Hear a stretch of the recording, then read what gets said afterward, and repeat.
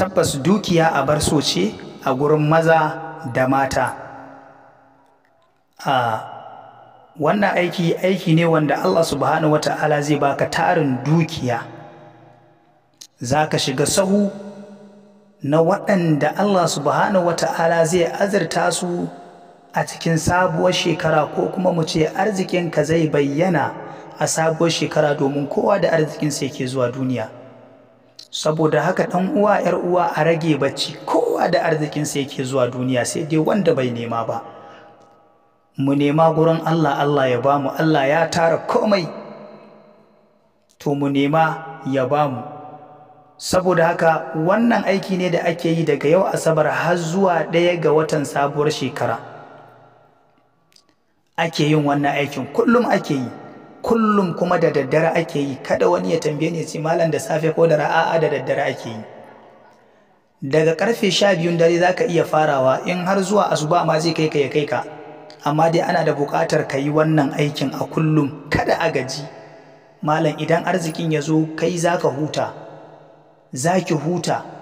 Idan kana da 'ya'ya, ka tsaya ka buga aikin tare da su. Idan kana da mata ko mata, ka tsaya ka buga aikin tare da ita. Idan arzikin ya samu, tare za ku huta, tare za ku ji daɗi. Kai idan ma kai matashi ne, ɗan uwana ne iri na almajiri, ka tsaya ka buga aikin kai kaɗai ma.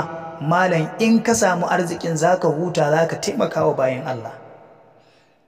Za mu yi bayanin yadda aikin yake yanzu, amma sai an jure. A'udhu billahi samil alim minash shaitanir rajim. Bismillah wassalatu wassalamu ala rasulillah wa ala alihi wa sahbihi wa sallim. Assalamu alaikum wa rahmatullahi wa barakatuhu. Yan uwa, muna yi wa kowa da kowa fatan alkhairi. Wannan aiki za ka iya yi da kanka, za kuma ka iya sawa a yi maka ga wasu amintattu wanda ka yarda da amanansu, ka ba su yi maka aikin, ko ka ba shi ya maka aikin. Amma san samu ka samu mutum ɗaya saboda a maka aikin a cikin natsuwa.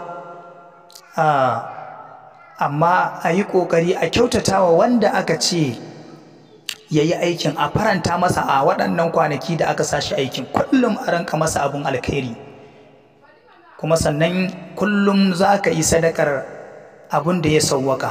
Ko menene ya sauwaka, kuɗi, abinci dafaffe, abinci ɗanye, komai za ka iya yin sadaka da shi. Sallah raka'a 2 ake yi. Fatiha Allam nashrah kafa 7, Allam nashrah kafa 14, Fatiha Allam nashrah kafa 14. Idan aka idar da wannan sallar, za a yi salatin annabi 100, la ilaha illallah 100, astaghfirullahil azim 100.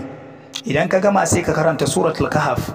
Suratul kahf duk aya ɗaya idan ka ce alhamdulillahi alladhi anzala ala abdihi alkitaba wa lam yaj'al lahu iwaja, sai ka ce alhamdulillahi rabbil alamin arrahmanir rahim maliki yawmiddin iyyaka na'budu wa iyyaka nasta'in ihdinas siratal mustaqim siratal ladzina an'amta alaihim ghayril maghdubi alaihim waladdallin. Ayyumal yundira ba'san shadidan min ladunhu. Haka idan ka kai wannan ayar, ita ma sai ka karanta Fatiha daga farkon suratul kahfi har ƙarshe. Duk aya za a karanta Fatiha, duk aya za a karanta Fatiha. Idan ka gama sai ka zo ka karanta suratul yasin, ita ma duk aya ɗaya sai ka ce iza ja'a nasrullahi wal fatah wa ra'aita an-nasa yadkhuluna fi dinillahi afwaja fasbih bihamdi rabbika wastaghfirhu innahu kana tawwaba. Sai ka dawo kan suratul rahman azza wa jalla. Ar-Rahman, ya Allahu, ya Latifu, ya Fattahu, ya Razzaqu, ya Hayyu, ya Qayyum, ya Zul Jalali wal Ikram. Haka ita ma daga farkon suratul Rahman har zuwa ƙarshe. Sai ka zo kan suratul Waqi'a, duk aya ɗaya na suratul Waqi'a shi kuma kalmar shahada ake yi, la ilaha illallah Muhammadur Rasulullah sallallahu alaihi wasallam. Sai ka zo suratul Mulk, tabara ba, duk aya ɗaya a karanta qul huwallahu kafa ɗaya. Haka ake ta ma daga farko har ƙarshe. In an gama a yi asma'ullahi da husna, za a ga abin mamaki. Allah ya datar da mu baki ɗaya. Hadha wassalam, na barku lafiya.